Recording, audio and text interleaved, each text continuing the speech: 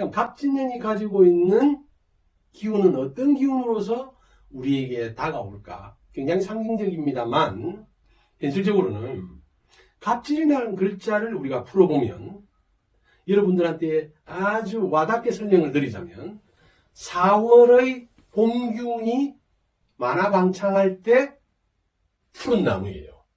굉장히 봄답지요. 그런데 그 글자들이 가지고 있는 내용들을 면면히 살펴보면 다른 말로 하면 푸른 용의 해.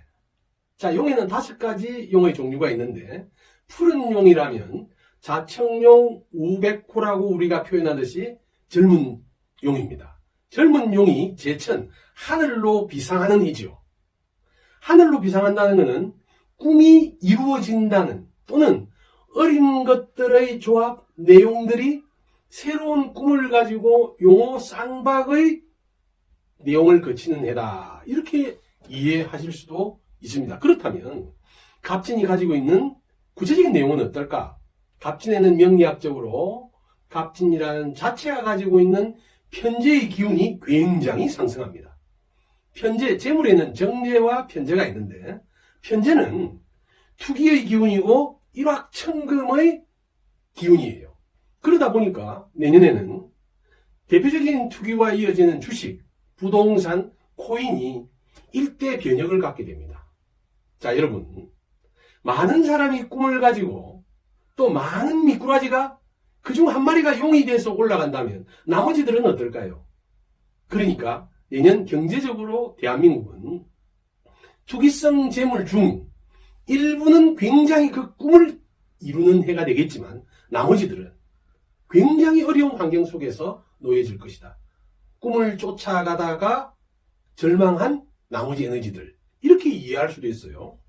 그리고 갑진년은 가지고 있는 게 백호살의 에너지를 가지고 있습니다.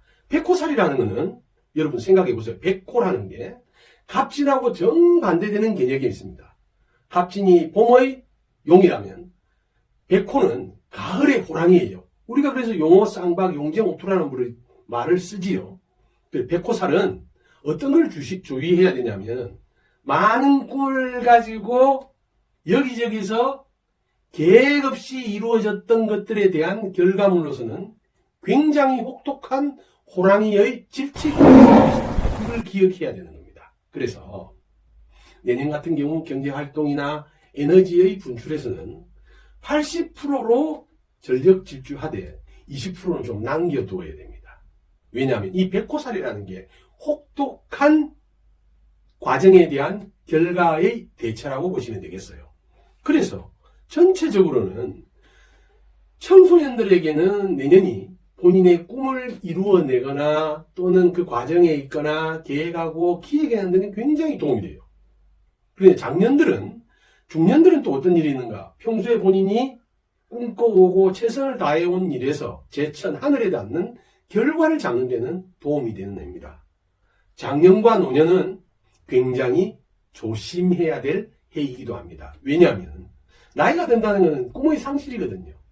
모두가 꿈을 꾸는 해에 나는 이미 꿈이 소진되었거나 꿈을 버린 상태에 있기 때문에 오히려 소통의 문제에서는 가족 간이나 조직 간에서 세대 격변이 이루어지기 때문에 노년이나 장년은 자기의 의견을 너무 주장하지 않고 젊은 세대를 받아들이거나 꿈의 이야기에도 미소 지을 수 있는 여유가 필요한 해라는 겁니다. 결국 갑진년에는 여러분 생각해 보세요. 꿈을 쫓아가는 푸른 용이 하늘에 닿는다. 자, 이럴 경우는 아주 소수겠죠. 나머지는 어떨까요?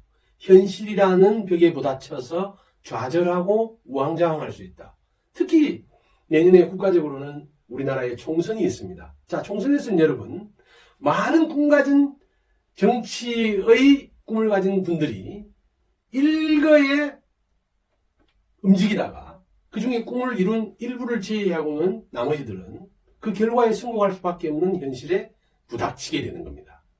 개인적으로는 그러한 내용 때문에 아까 서두에 말씀드린 대로 우리는 우리의 에너지를 적당히 조절하면서 갑진년의 기분에 맞는 나의 에너지를 써낼 때 덕이 될 것이고, 그렇지 않은 경우는 굉장히 힘든 해가 도래할 것이라는 걸 기억하셔야 됩니다.